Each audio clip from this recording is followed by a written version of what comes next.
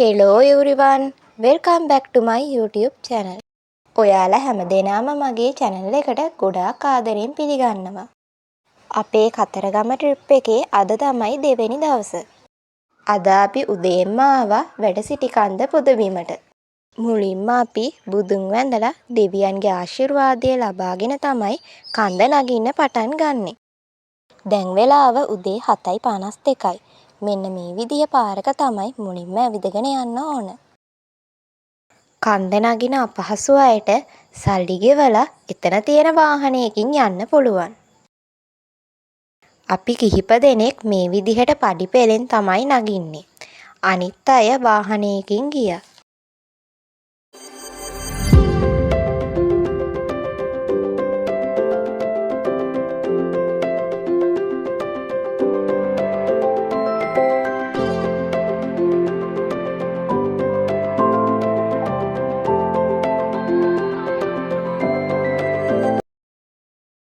පඩි පෙළ නගිද්දී කුඩා ඊශ්වර දේවාලයක්, ඝන දේවාලයක්, කාලි දේවාලයක් වගේම සූනියන් දේවාලයකුත් පසු කරගෙන තමයි යන්නේ. අද නම් සෙනග ගොඩක් අඩුයි. සතියේ දවසක් නිසා. ඒ නිසා ඉක්මනින් නගින්න පුළුවන්. යන අතරමඟදී රිලව් ඉන්නවා.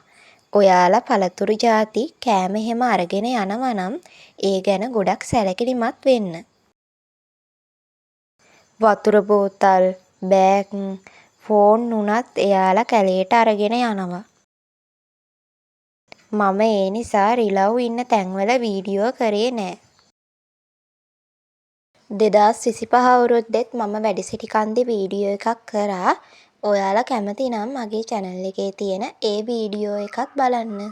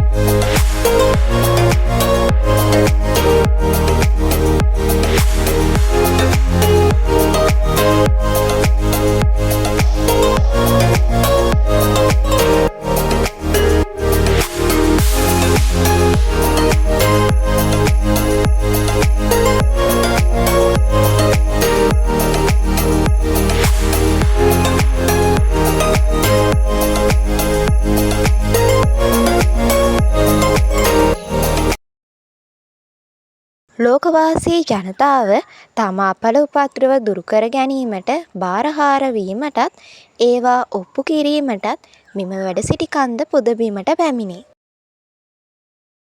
හේමකූටය, දක්ෂිණ කෛලාශය, අංජන පර්වතය, සිංහාසන කන්ද යන නම් වලින්ද වැඩසිටි කන්ද හඳුන්වනවා. දැන් අපි කිලෝමීටරයයි මීටර 800ක දුරක් ගෙවාගෙන 9:10 විතර වෙද්දී උඩමළුවට ආවා. කඳු මුදුනේ ඉහළ මළුවේ චෛත්‍යයක්, බෝධීන් වහන්සේ, බුදුමැදුර විතරක් නෙමෙයි ධර්මශාලා, දානශාලා ඇතුළුව වෙනත් පහසුකම් සියල්ලම මෙම ස්ථානයේ තියෙනවා. ඒ වගේම කතරගම දේවාලයක්, ඊශ්වර දේවාලයක් සහ විෂ්ණු දේවාලයක්ද මෙම ස්ථානයේ තියෙනවා.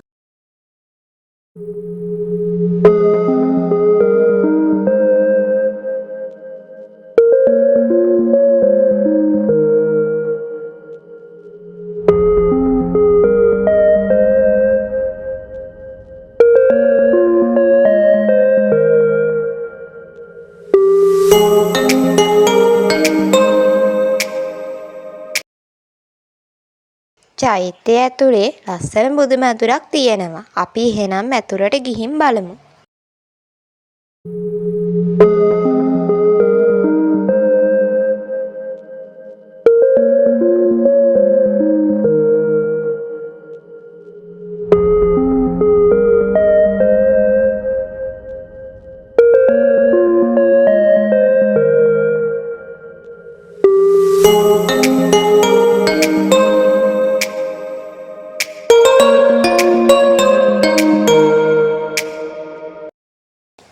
මම ඉන්නේ ඊශ්වර දේවාලේ. ඔයාලත් ආවොත් මේ දේවාලෙට නම් එන්න අමතක කරන්න එපා.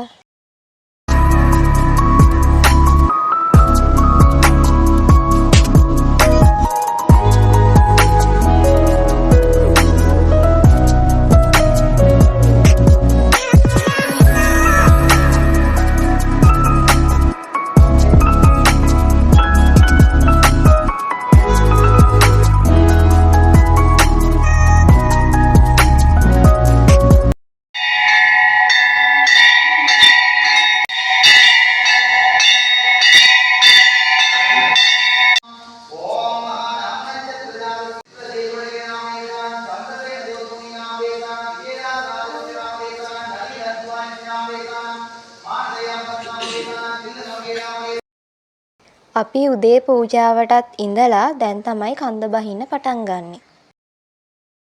දැන් නම් උදේ 11 විතර වෙලා මේ වෙලාවේ අවුව සැර වැඩි.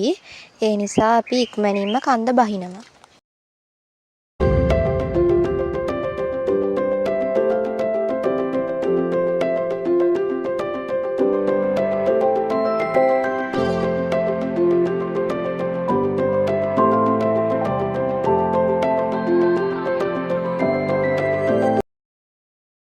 අදට මේ වීඩියෝ එක මෙතනින් ඉවර වෙනවා. ඔයාලා හැමදෙනාටම සුබ දවසක්.